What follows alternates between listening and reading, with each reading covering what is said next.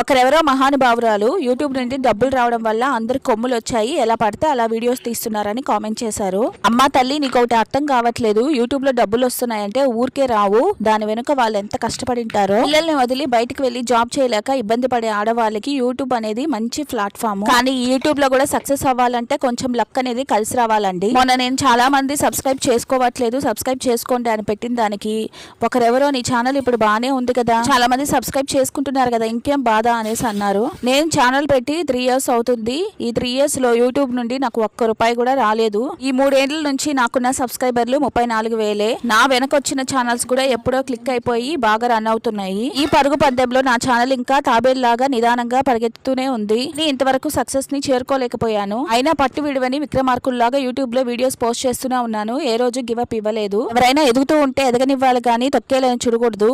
మీరేమంటారు? ఈ వీడియో నచ్చితే లైక్ చేయండి. Tata, by by.